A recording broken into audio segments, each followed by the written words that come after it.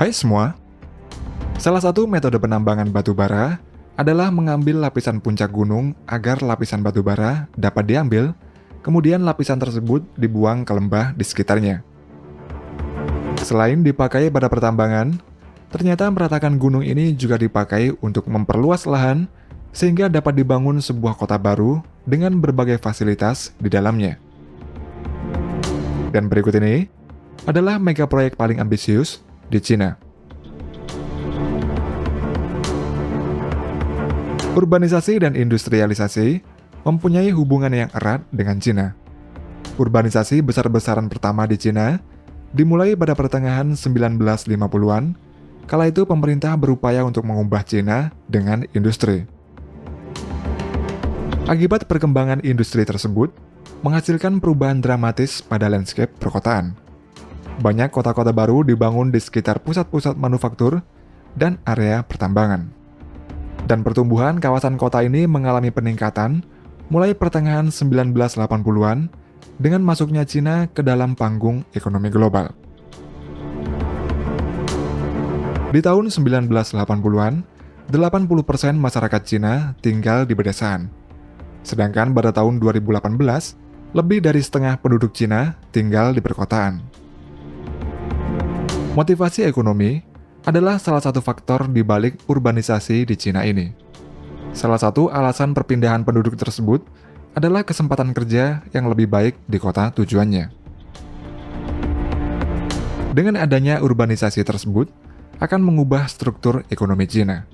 Dengan adanya pendatang baru, berarti terdapat peluang baru bagi perusahaan konstruksi, transportasi umum, dan sebagainya. Pembangunan sarana transportasi seperti jalan raya dan rel kereta api juga berkontribusi besar terhadap pesatnya pertumbuhan kota yang baru dibangun oleh Cina. Namun distribusi kota-kota besar di Cina adalah mulai dari pesisir timur, kemudian ke tengah, sedangkan di wilayah barat lebih sedikit.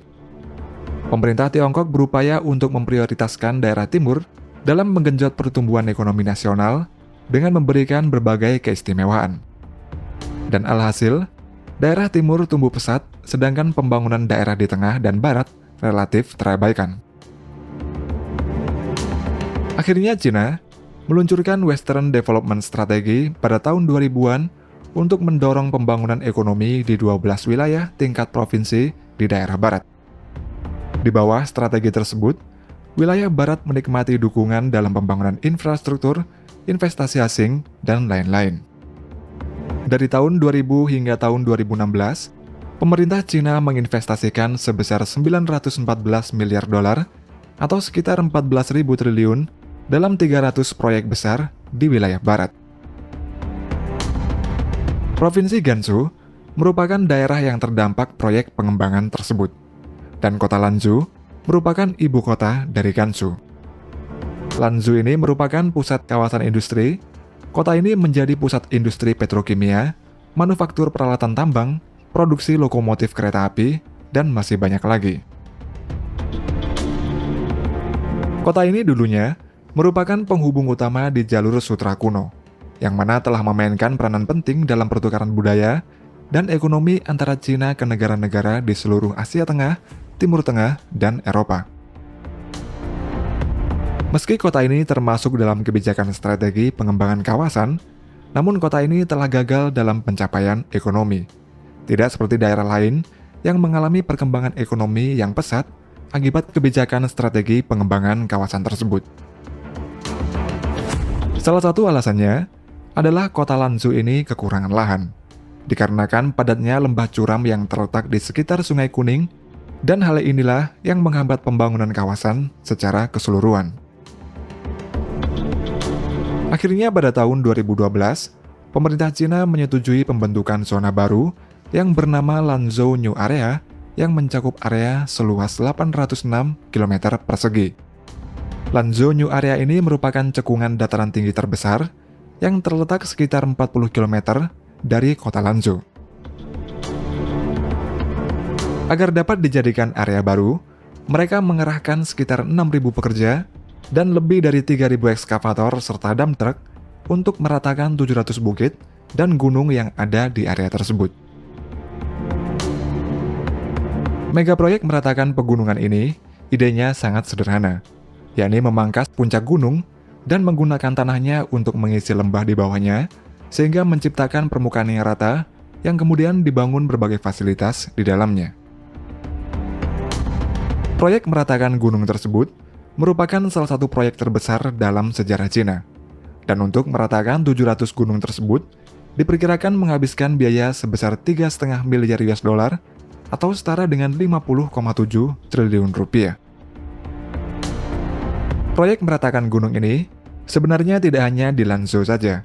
Beberapa kawasan lain yang juga diratakan gunungnya adalah Yan'an di Provinsi Shanxi, di mana dalam proyek tersebut bertujuan untuk memperbesar kawasan 2 kali lipat dengan meratakan gunung seluas 78,5 km persegi. Dan sebelumnya di tahun 2007, Cina juga memiliki proyek meratakan gunung di Xi'an dan dikabarkan sebanyak 100 gunung diratakan pada kawasan ini. Megaproyek meratakan gunung di Cina ini juga disebut dengan mountaintop removal. Metode ini juga biasa digunakan untuk pertambangan. Seperti pertambangan batu bara di kawasan Appalachian di Amerika Serikat, di kawasan ini mereka meratakan sebanyak 500 gunung yang pengerjaannya dimulai pada tahun 1970-an silam. Namun tempat tambang yang diratakan gunungnya tersebut menimbulkan banyak sekali masalah, seperti masalah kesehatan, serta masalah pencemaran air minum. Dan pada kala itu, perataan 500 gunung di Amerika tersebut merupakan sebuah tragedi besar, bahkan sampai saat ini untuk mengembalikan kawasan yang diratakan gunungnya itu masih terus dilakukan pemerintah dan aktivis tempat untuk mengembalikan ke habitat aslinya. Sedangkan pada Lanzhou New Area, untuk meningkatkan kesehatan lingkungan, mereka menambah luas ruang hijau sebesar 113.000 meter persegi. Selain itu, mereka juga telah menciptakan 2 buah danau, sebuah taman lahan basah, dan pemandangan alam lainnya yang saat ini masih dalam tahap pembangunan. Lanzhou New Area ini memiliki zona yang berbeda-beda seperti zona industri, zona manufaktur, zona perumahan bisnis, serta zona pertanian modern seluas 220 km persegi.